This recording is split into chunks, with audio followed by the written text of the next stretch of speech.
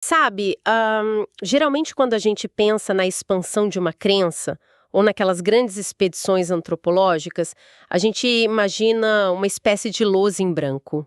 É aquela perspectiva clássica da tábula rasa, né? Exatamente. É como se, tipo, alguém de fora chegasse com uma ideia totalmente inédita, um conceito alienígena mesmo, e tentasse ensinar um grupo de pessoas a partir do zero absoluto. E assume-se que o conhecimento espiritual de uma cultura inteira precisaria ser apagado, formatado, sabe? Só para que eles pudessem compreender uma nova visão do divino. Mas a nossa análise de hoje vai focar numa premissa que vira essa ideia completamente de cabeça para baixo. Totalmente. E se, olha só, e se a lousa nunca esteve em branco? E se o trabalho histórico não fosse ensinar algo novo, mas reacender uma memória antiquíssima, que já estava lá, adormecida naquelas pessoas? Uma inversão de paradigma que eu acho fascinante.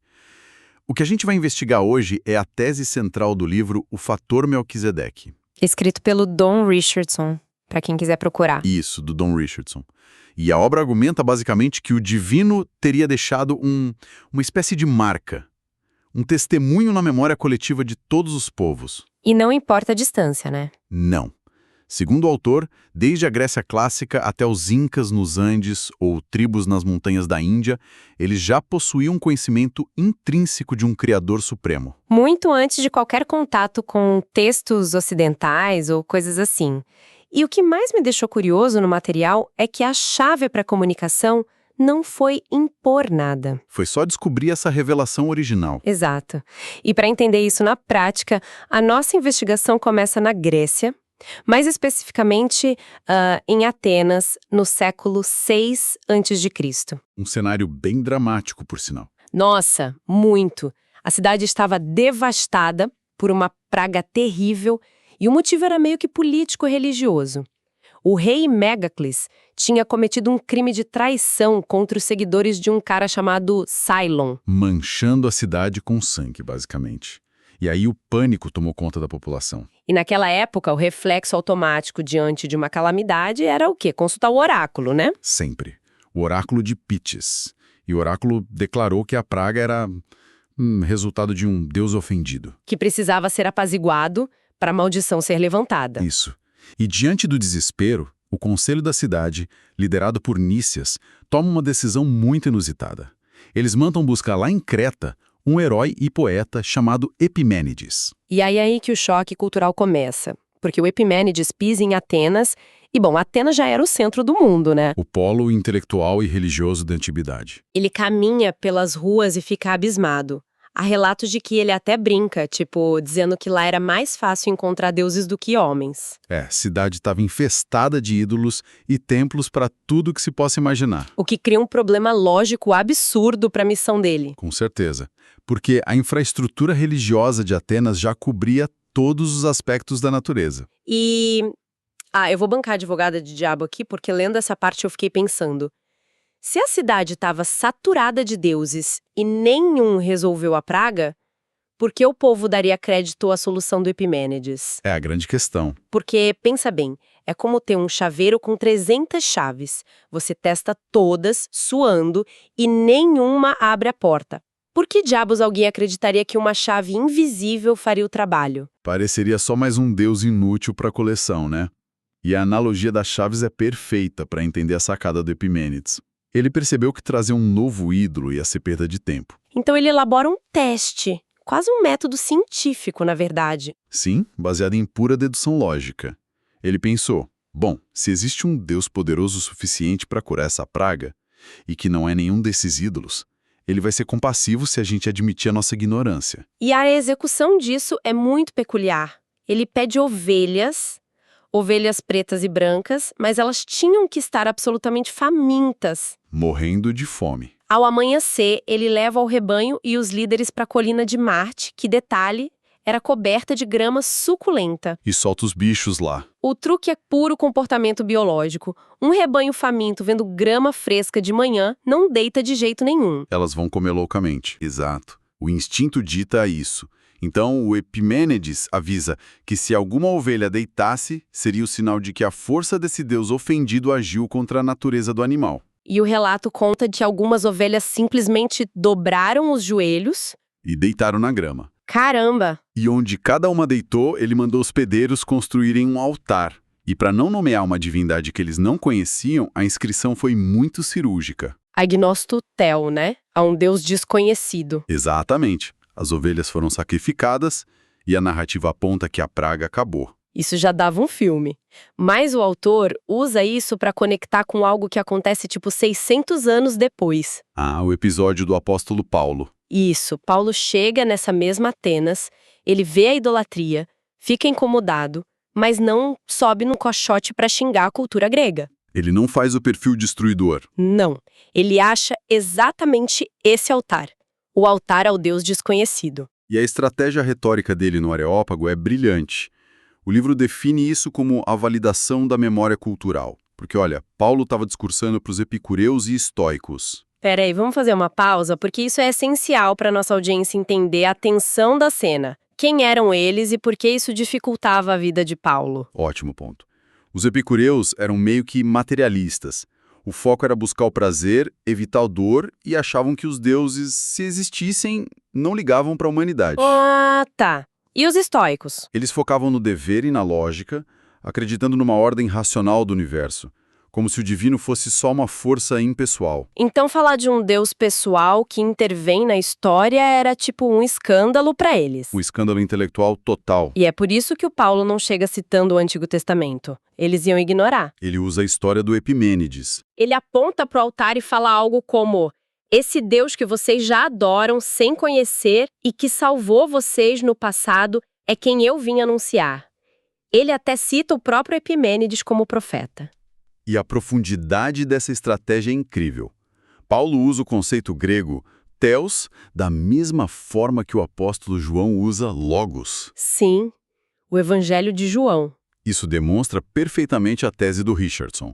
Séculos antes, o filósofo Heráclito introduziu a ideia de logos como a razão universal, a estrutura invisível que ordena o caos. Então, quando João escreve que no princípio era o logos, ele pega um conceito que já estava na mente deles e dá uma nova identidade. A chave já estava na fechadura, como você disse antes.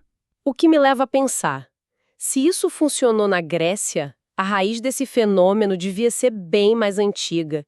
E isso nos leva à origem do título do livro, 2000 anos antes de Paulo. Direto para o livro de Gênesis. O encontro histórico entre Abrão, que viraria Abraão, e aquele personagem super enigmático, o Melquisedeque. Melquisedeque é o rei de Salém, que futuramente seria Jerusalém. E o detalhe que a maioria não nota, mas que baseia a premissa toda do livro. É a etnia dele. Ele era o rei cananeu. Exato. E o contexto histórico aqui é pesado. Muito pesado. Os cananeus não eram vistos como um povo muito pacífico ou iluminado, né? Longe disso. A religião em Canaã envolvia a prostituição sagrada e até sacrifícios de crianças. Era um ambiente brutal. E ainda assim, brota o Melquisedeque de lá, o rei de justiça. E o texto diz que ele adorava o El Elyon, o Deus Altíssimo. E quando o Abrão volta da batalha, Melquisedeque oferece pão e vinho e o abençoa. E o Abrão simplesmente aceita e paga dízimos a ele. É, de novo, bancando a advogada do diabo. A história sempre foca no Abraão como o escolhido, o exclusivo. Não seria um choque teológico ele se curvar para um rei cananeu? Um choque tremendo. Ele está aceitando que um estrangeiro, de uma cultura teoricamente corrompida, já tinha uma conexão válida com o Criador? E é por isso que o Richardson chama isso de fator Melquisedeque. Ele divide a revelação em duas partes. O fator Abraão é a revelação especial. Aquela dos textos escritos, leis e pactos, certo? Isso, dada a um grupo específico. Mas o fator Melquisedeque é a revelação geral. Um testemunho mais antigo, acessível a toda a humanidade através da consciência e da natureza. Então o Abraão não foi só educado. Ele validou essa revelação geral anterior a ele. E o autor até contrasta isso com o fator Sodoma. Na mesma história, o rei Bera de Sodoma tenta fazer um acordo com o Abraão. E o Abraão rejeita na hora. Sem pensar duas vezes. Ele recusa até um fio de sandália, mostrando que ele sabia separar a verdade residual do Melquisedeque da corrupção total de Sodoma. Tá, mas aí me bate uma dúvida forte. Canaã e Atenas, querendo ou não, tinham rotas comerciais com o resto do mundo. Sim, havia contato. Se essa revelação geral é universal de verdade, ela tem que funcionar no isolamento extremo. O que acontece com um povo separado por um oceano, sem contato nenhum com gregos ou hebreus? É o teste de fogo da teoria. E por isso a gente vai lá para o topo da Cordilheira dos Andes, século XV. Império Inca. Bem na época do imperador Pachacuti, que não foi qualquer um. Ele reconstruiu Cusco, fez o templo de Coricancha cheio de placas de ouro e planejou Machu Picchu. Só um parêntese rápido sobre Machu Picchu, porque eu achei isso muito curioso nas fontes. Todo mundo acha que o Hiram Bingham descobriu a cidade em 1911. A história oficial sempre diz isso. Mas, na verdade, um missionário chamado Thomas Paine já tinha acampado lá em 1904. 7 anos antes. Ele até deu as mulas e as rotas para o Bingham, e a história apagou o cara. Mas, enfim, voltando ao Pachacuti. A vida inca orbitava o deus Sol, o Inti. Só que o Pachacuti era um cara muito analítico, né? Muito.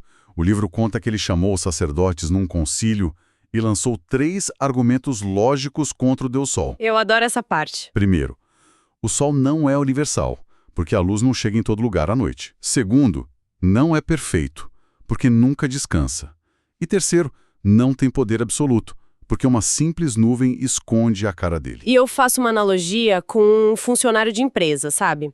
Se você vê um cara bater ponto todo santo dia, no mesmo horário, você conclui, esse cara não é o dono. Perfeito. O dono tem autonomia.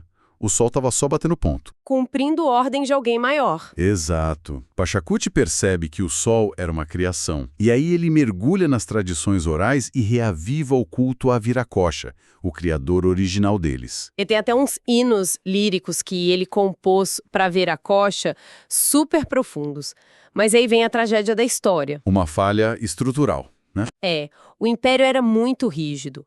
O Pachacuti pensou, se eu contar para o povão que o sol é uma farsa, vai ter revolução. Ele calculou o risco político e decidiu restringir o conhecimento do Viracocha só para a nobreza. E o povo continuou adorando o sol. Aí o que acontece um século depois? Chega o Francisco Pizarro com os espanhóis. E destrói o império pelo topo, a elite é massacrada e essa mini-reforma morre sem nunca chegar na base. O Richardson questiona muito o timing disso. Imagina se mensageiros pacíficos chegam lá antes dos canhões de Pizarro. Iam encontrar a chave na porta. Mas o imperialismo apagou tudo. Destruiu a ponte completamente. O que nos leva à pergunta final dessa análise. E quando essa memória sobrevive orgânica na base da sociedade, esperando só um gatilho? Aí a gente vai para a Índia do século XIX. A tribo do Santalgil. 1867. 2 missionários, Lars Skrefsrud e Hans Borison, chegam lá. Com aquela mentalidade da lousa em branco que a gente falou no começo. Achando que iam passar décadas explicando o conceito de Deus. E ficam de queixo caído com a resposta da tribo. Porque os sábios da tribo disseram, até que enfim, a gente estava esperando notícias do Thakur-gil faz séculos.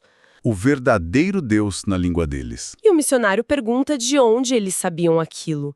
E o sábio Colén recita a história oral da tribo. E os detalhes, são impressionantes. Fala do primeiro casal, Haram e Aio.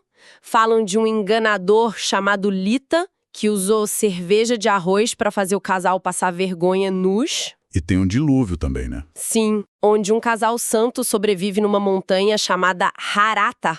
Harata. É igualzinho a Ararat em Gênesis. Mas aí a pergunta é, se eles sabiam de tudo isso, como perderam contato com o Thakur-gil? O Colén explica que foi uma questão de sobrevivência. Os ancestrais estavam migrando e ficaram presos numa cordilheira gigante. A galera estava morrendo no frio. Isso.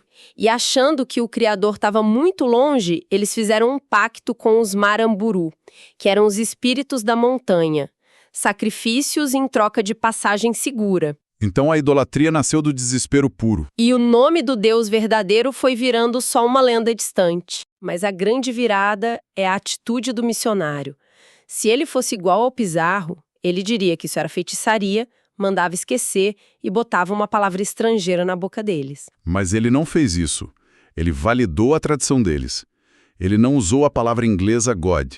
Ele passou a chamar o divino de Takurgil. Ele disse: eu vim falar daquele que vocês perderam nas montanhas. A troca deixa de ser imperialista. Ele devolveu a dignidade para o Santal, conectando eles à própria herança que estava soterrada pelo medo. Então, amarrando tudo que a gente viu hoje, desde as ovelhas do Epimênides, na Grécia, passando pelo Melquisedeque, pela dedução do Inca Pachacuti até a tribo Santal, O padrão é claríssimo. a intuição sobre um criador não foi uma patente exclusiva de um grupo no Oriente Médio. Parece que é um código de fábrica universal da humanidade. Uma inclinação que resiste ao tempo e ao isolamento. O que nos deixa com algo bem provocativo para quem está acompanhando a gente.